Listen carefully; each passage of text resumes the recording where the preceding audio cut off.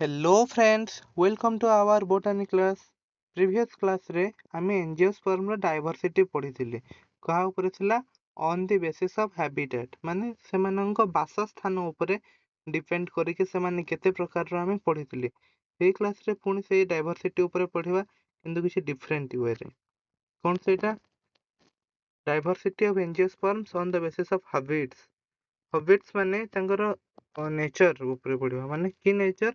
Shape, size and form. Okay, ତାଙ୍କର shape କେମିତି ଅଛି, ତାଙ୍କ ସାଇଜ କେମିତି ଅଛି, କେମିତି ଦିଶୁଛନ୍ତି। ସେପ୍ ମାନେ କୋଉ ଆକୃତିରେ ଅଛି, ସାଇଜ ମାନେ କେତେ ବଡ କି କେତେ ଛୋଟ, ଆଉ ଫର୍ମ କୋଉ ରୂପ, ତାଙ୍କ ରୂପ କେମିତି ଅଛି, ସେ ବାବଦରେ ଆମେ ପଢିବା। ଠିକ ଅଛି। ଓକେ, ତ on the basis of habitats, angiosperms are of four kinds. The habitat, sorry, on the basis of habits, angiosperms are of four kinds. Habit ଉପରେ depend କରିକି angiosperms are of four kinds. कौन कौन सेटा देखिबा? Okay, तो angiosperm चार प्रकार कौन कौन? herbs,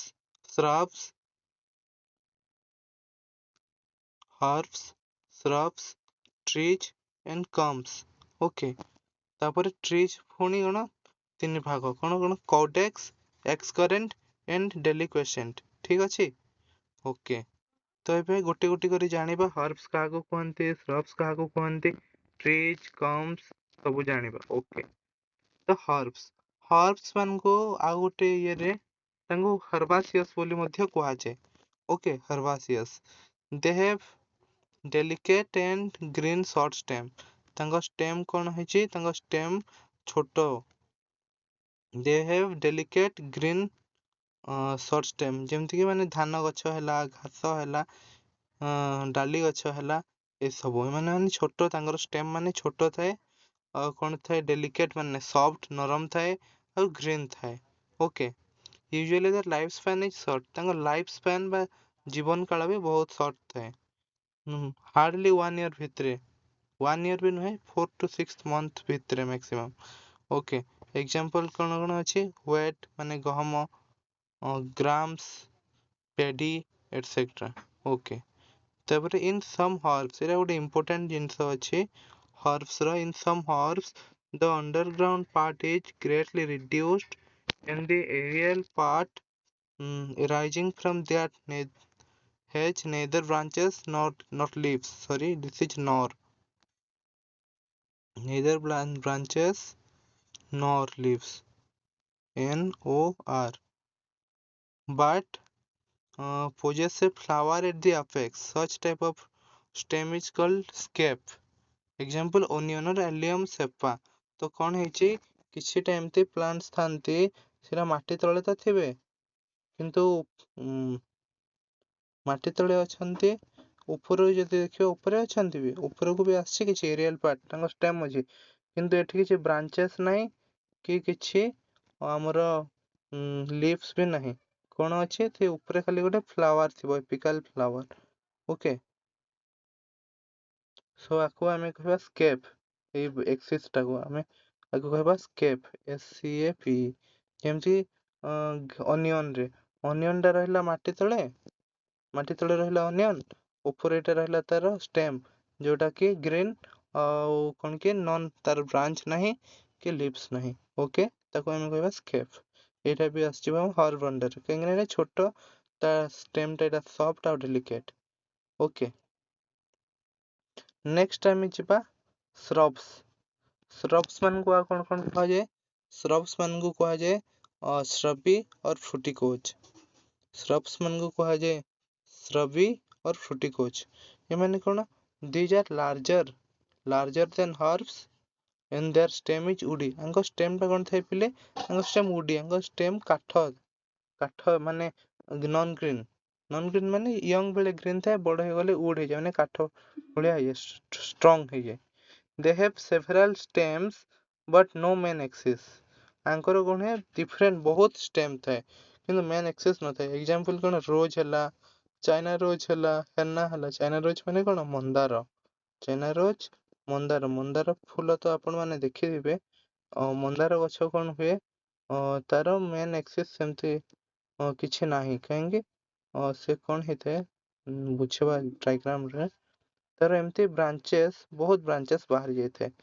ଗୋଟେ ଫିକ୍ସଡ ବ୍ରାଞ୍ଚ ନୁହଁ, ଗୋଟେ ଫିକ୍ସଡ ବ୍ରାଞ୍ଚ ହେଇନଥାଏ, ବହୁତ ବ୍ରାଞ୍ଚ ହେଇଯାଇଥାଏ।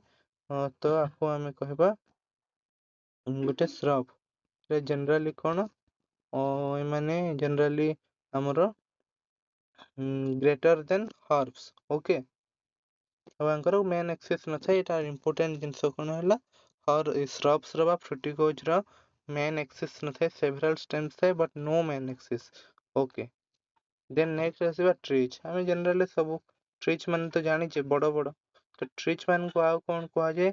The other name of trees are arborescent। What? Arborescent। Okay, these are longer and larger than shrubs। These are ମନେ ରଖିବେ longer and larger than shrubs। shrubs ଠୁ ଲମ୍ବା ଡେଙ୍ଗା ଆଉ କଣ larger ମାନେ ବଡ ସାଇଜ ର। ଓକେ,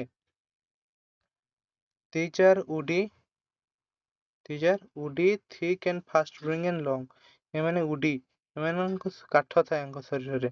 ପୁଣି କଣ, ଏମାନେ thick, ଏମାନେ ମୋଟା, fast growing ଜଲ୍ଦି ଜଲ୍ଦି ବଡ ହୁଅନ୍ତି, ଆଉ ଲମ୍ବା ଥାନ୍ତି। Okay, these are of three types। ତାକୁ ତିନି ଭାଗ କରାହେଇଛି। କଣ କଣ? codex, excurrent ଆଉ deliquescent। ତ ଜେନେରାଲି ଟ୍ରିଜ୍ ମାନେ କଣ, ଯୋଉମାନେ ବହୁତ ବଡ ବଡ ଥାନ୍ତି, ଫାଷ୍ଟ ଗ୍ରୋଇଂ ଥାନ୍ତି, ସବୁ ବହୁତ ବଡ ବଡ, ତାଙ୍କ ଷ୍ଟେମ୍ ଟା ଉଡି। ଓକେ, ତ ସେଇଟାକୁ କହିବା ଆମେ ଟ୍ରିଜ୍। ତ ଟ୍ରିଜ୍ ର ତିନିଟା ଟାଇପ ଟ୍ରିଜ୍ ଅଛି। କଣ କଣ ଅଛି ଦେଖିବା। ଫାଷ୍ଟ ଅଛି codex। codex କାହାକୁ କହିବା? The stem has no branches at the apex। Sorry, the stem has no branches and at the apex a crown of leaves is seen। Example, dates and palms।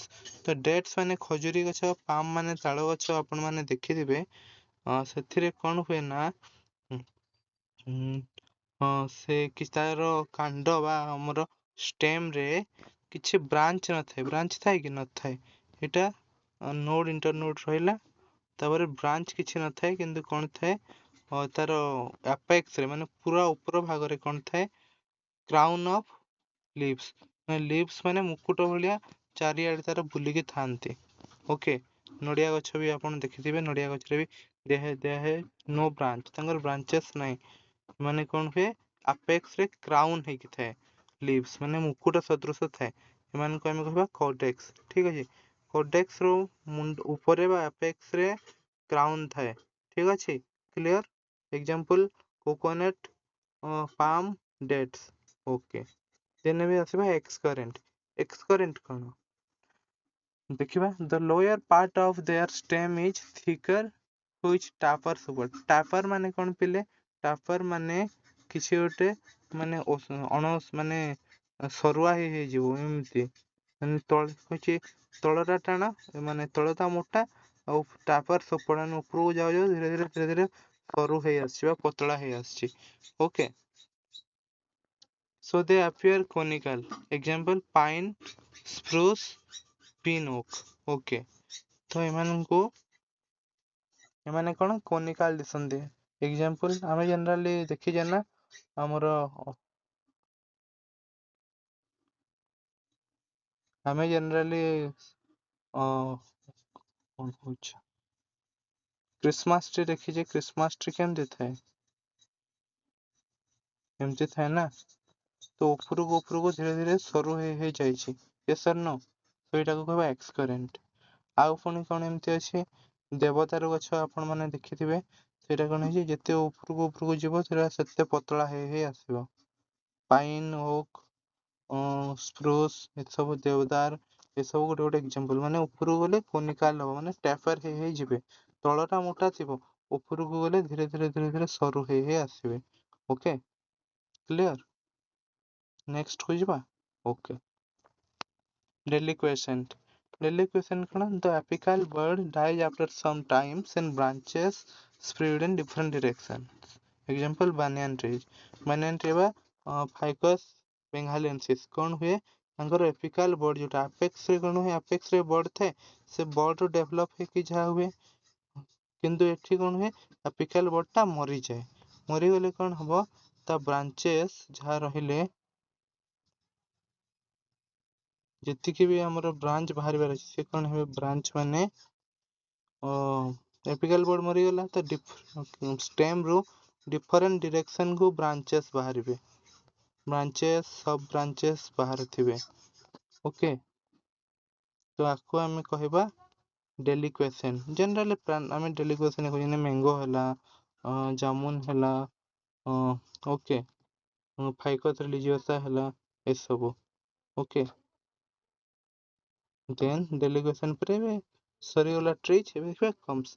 Comes पिला बहुत easy. Comes काहा को कहबा, comes हला हमर bamboo tree. देखो, their nodes and internodes are prominent. The internodes are usually hollow. These are grasses but cannot be called herbs or shrubs. तो एमाने कौन हैला, हमर बैम्बू देखो पहले, बैम्बू ट्री तमे देखिथिबो समझते। बैम्बू रे कौन हुए, एमती एमती गार पड़ी थाए नहीं कि, गंठी कहू आमे ओडिया रे। एटा को एक्चुअली हम साइंस रे सॉरी हम बोटनी रे एमती जो गंठी अछि, ए गंठी मान को कहू nodes, singular node, plural nodes, nodes. आ दुईटा नोड भितरे जो जगह अछि ताको आमे कहबा internode. Okay, inter node. Okay, तो ये जो गंठी गंठीटा हला नोड, आ गंठी दीटा भितर खाली जगहटा रहला इंटरनोड। एटा जनरली कोन है, जो इंटरनोड पोर्शन अछि ये पोर्शन टा खाली रहे, इट इज होलो, खाली रहे नहीं कि पोला थाए। ओके, एटा ग्रास भलिया तो दिसन मोनोकोट आंगर लीफ माने देखिबे कोन मोनोकोट लीफ, माने लैटरल सॉरी पैरेलल वेनेशन थाए। ओके, तो दिजर किंतु जल्दो ग्रास टाइप रो, किंतु माने बहुत बड़ थांती, सेति लगे हमको में हर्ब्स के श्रब्स कहि परिबा नहीं। तो ए वीडियो रे हमें पढ़िले types of angiosperms on the basis of habit और डिटेल रे बुझिले। आई होप वीडियो टी आपनको भल लागिथिबो। Thanks for watching. Your feedbacks are valuable for us, so give your feedbacks in the comment section. So we'll meet in another interesting video. Till then, bye bye, take care.